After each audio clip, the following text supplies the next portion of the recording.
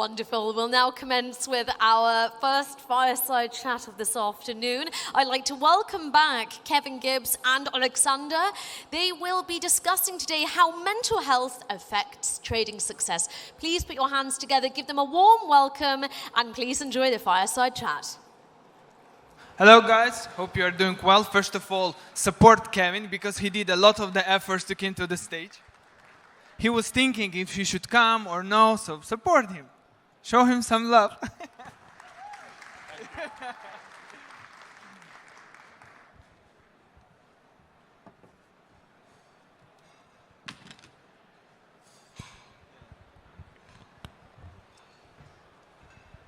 Let's test this. Yes, it works. Fantastic. Yeah, everything is working. So, guys, I want to ask you a few questions to understand exactly what kind of audience do we have. Raise, please, the hands who's trading right now. Who's like active trader? Oh, good. So we have some activity. And as we will talk today about like mental health, how it's affecting our success in trading, I want to just ask you one more question. If we will compare the trading strategy and emotional part, what do you think, which part is more important in your trading success? Who thinks the trading strategy is better? Raise your hands, please. Trading strategy or mental effect? Mental part. What do you think about mental part? Yeah, good. So I just want to start, why we decide to choose this topic in general, because mostly people, when they hear trading, what they are thinking about trades, charts, numbers, trading bots, and they are forgetting that behind all of those things, even if we are talking about trading bots, there is still the human that making decisions, that's making decisions every day. So every click, this is decision. And that's why we have this kind of issue with the mental part that I feel, from my personal opinion, it's postponing us to be like successful in the trading. So today I want to talk with Mr. Kevin about this kind of topic, and we'll start from the first questions.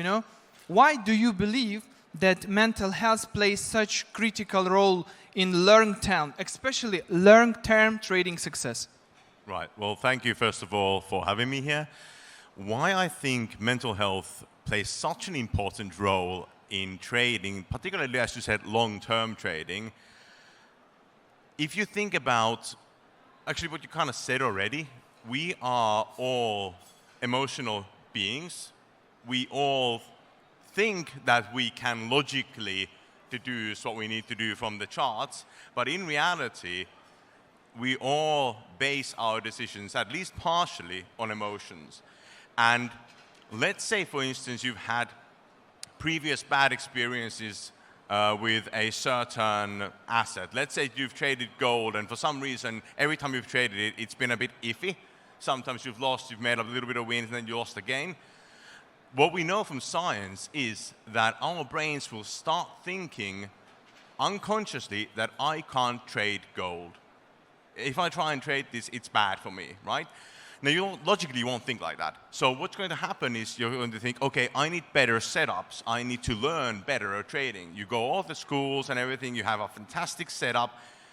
And just before it goes the way it should do, you change something. And then it ruined again. And the reason you changed something was your brain is thinking, this is gold. I've lost every time or not done well every time. I'm going to be a bit anxious. So I want you to take quick decisions because we have to get this over with. So if you don't have good mental health, and it's not just like mental ability to sort of hold yourself, but actual mental health that you take care of yourself in every way, if you don't have that, you're going to run into issues like that more often because your brain is going to be in a negative setup already, so all of those negative effects that happen are going to be worse. When I came to the market, to this industry 13 years ago, everyone was telling me, you need to find the strategy. You need to find the strategy with exact rules, where to open, where to close positions. But what I find out that around like 90% of the people, even if they have exact rules of the trading strategy, in some points they stop following it. Why do you think it's happened? Well, that is exactly what I just mentioned is based on. Exactly. So you have some kind of previous negative experiences that's affecting you without you logically realizing it, or you have something called loss aversion going on. So loss aversion is probably familiar. So hands up if you've heard the term loss aversion. Okay. Well, actually, fantastic. It's not familiar to everyone, so I can explain it a little bit. So I believe it was 1979, there was a study made where they realized that when you lose money, it feels about twice as bad as winning the same amount would feel good. So in other words, let's say you are winning by 1,000, and let's say that's, I don't know, 1% of your capital. And that feels quite nice. I'm getting 1,000. This is nice. Okay? But you might start thinking, well, how about if it dips down again and I might lose 500 from that? You're not losing 500, you're still getting 500, but your brain starts thinking, I'm going to lose 500 if I don't cut it now. And that's loss aversion. You're not going to just keep going, and let's see where it goes. You're going to go, I might lose 500. This feels bad. And then you cut it off. Even if all your analysis shows it could go to 2,000 or 3,000, you are going to cut it because there's fear of loss. Now, if it goes the other way, let's say you're at a loss of 1,000, but it hasn't been realized, you're going to either panic and realize it, or you're going to go, I haven't clicked it yet, maybe it'll go back up and I won't lose this. So that's a really powerful thing. You have to figure out, am I following the rules? Am I following my emotions? Which one am I actually doing? And if you are following the emotions, is it a logical emotion? For instance, if you notice news are saying everything's going down and you're minus 1,000, it might be a logical emotion to feel a bit of fear. And maybe you should take that loss. But maybe if there's no logic and you start panicking, you know, it's not a good idea. You have to really think why, what's happening. You know, from what I know and from what I'm hearing, that the worst for traders, when you put the stop loss, position coming almost to your stop loss, then you put it down, and it's turn, and then you make a profit. And after that, it's very difficult, because if it one time works, you know, it's like becoming very, very difficult to change your mind, because as you said, you will have a fear to close position by the stop loss. You will continue like a holding it. Yeah, exactly. So actually what you described there is learning behavior change. So this may seem counterintuitive at first, but I'm going to tell you that if you win by making a mistake or change in your setup, that is not a win. That's a financial win, but it's a psychological loss, because our brain gets dopamine every single time something nice happens, right? So if you manage to go and, oh no, it's minus 1,000, and I'm going to keep it. Next day it's up 500, not minus 1,000. You're going to go like, yes, it was a good idea to keep it, even though all your papers said, all your analysis said it's not a good idea. That is actually a loss for you, because now you have done what you just said. You've taught yourself to start moving your stop losses. I moved it down a little bit, and it actually went quite well for me.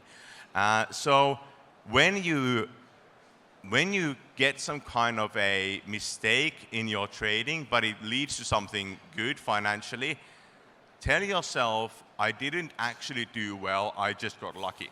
If you do that immediately, you're not teaching yourself bad habits.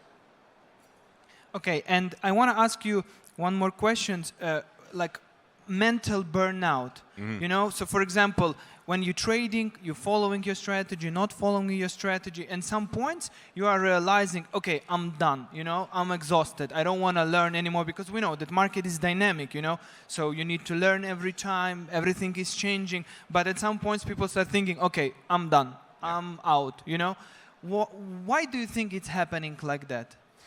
Well, that depends entirely on the person, really, but you have to look at the whole. Because oftentimes when we think about psychology and trading, we're thinking about the stress you get from the trading. Like you just said, thinking about new things to learn, the markets are moving. But your body doesn't recognize the different stressors. Every single stressor is a stressor, period. So let's say, for instance, you have to start thinking about moving your house, you have problems at home, whatever. Those are stresses, right? And they will affect you. when you are stressed out, a part of your brain called the amygdala basically will flip you from neutral to fight or flight. And when you're at fight or flight, there's 3 different things you can do. You can freeze. In trading, that would be not touching anything that's going on, even if you're in a loss or win. Or it would be, I'm not going to trade at all. You can fight back, which could be revenge trading, or it could be, stopping anything that's on a negative, even if they seem okay long term, and just focusing on the positives. You're sort of like revenging the negatives in a way. And the third one is you could sort of, how would I put it best? You could try to lull yourself into thinking everything is okay, even when you logically know it's not, to try and calm yourself down. And it goes so far that you don't even care anymore what's happening. You sort of like let go of every emotion, and that can be a bad thing as well. So when you have a stressful moment in your trading, you have to start thinking, what else is going on in my life? When you figure all of that out, you can think, okay, maybe I need a little bit less stresses everywhere now. Maybe I have to take like a few week break from trading, focus on my life, and get back to trading.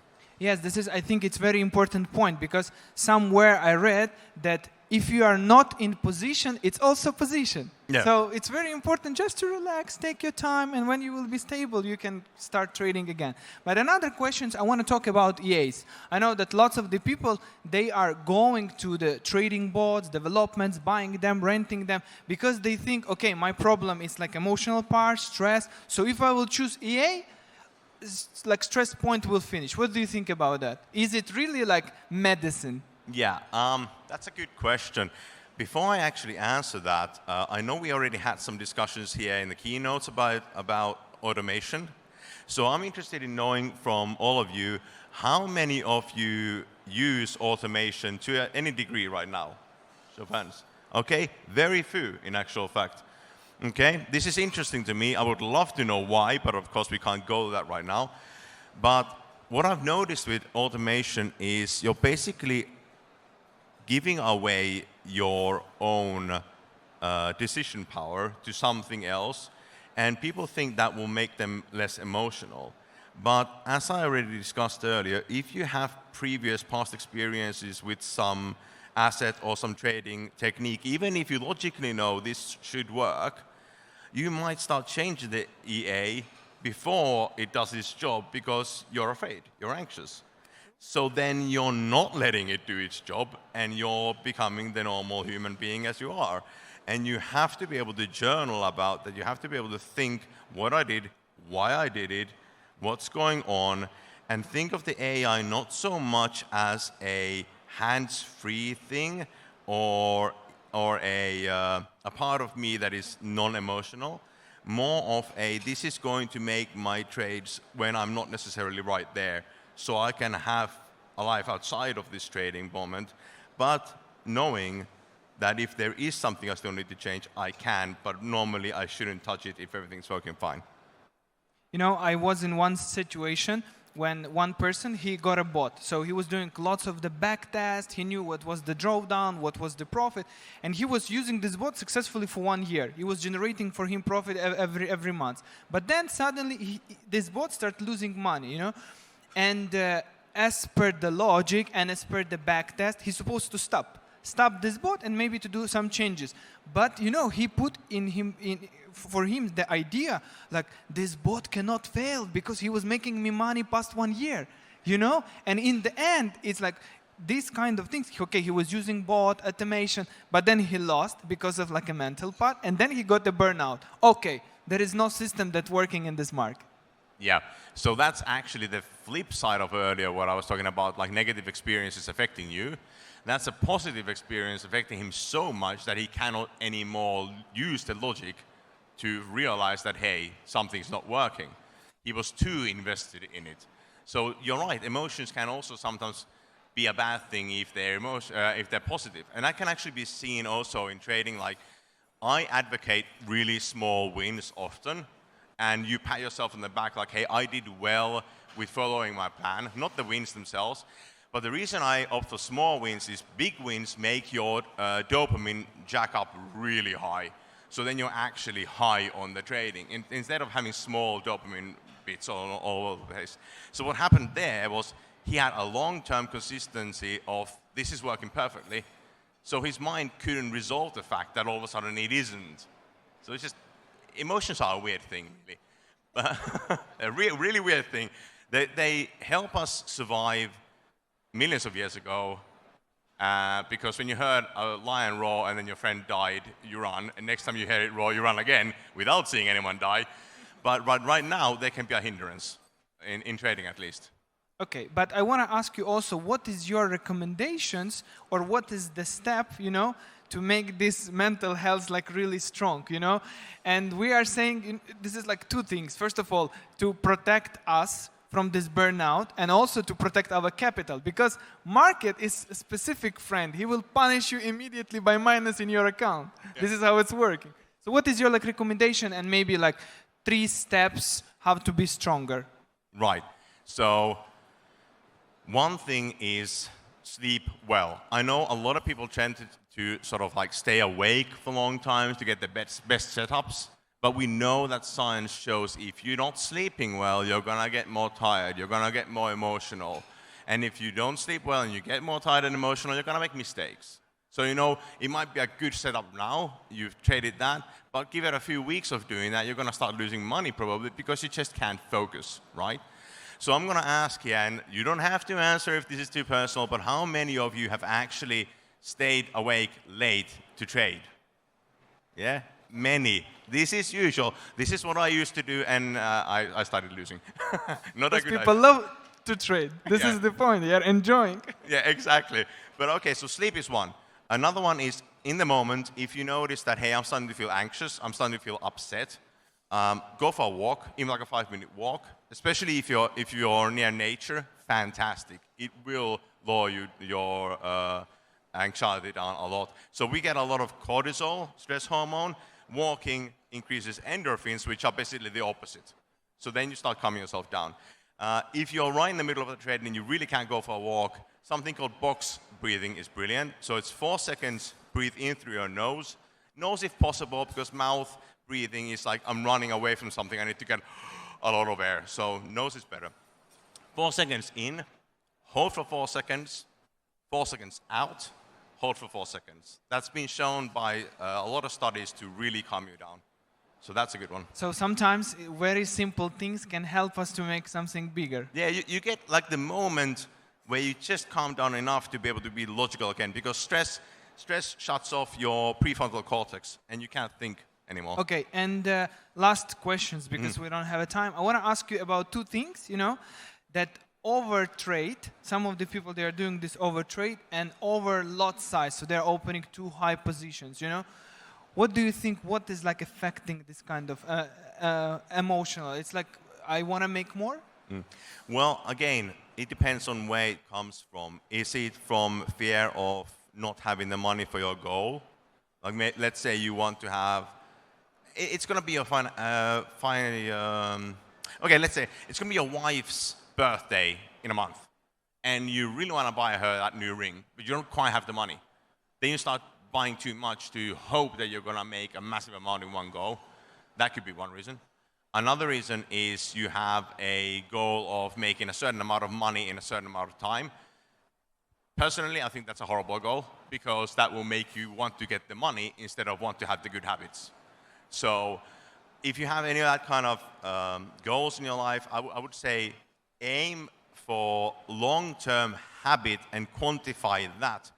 I want in this next year to trade every single trade so that I have followed my plan. And that should be it. So as we spoke, we are targeting long-term success, but not a quick profit. Okay, guys, thank you very much for your time. I hope that you got a lot of interesting things. Please, Ken. Thank you very much.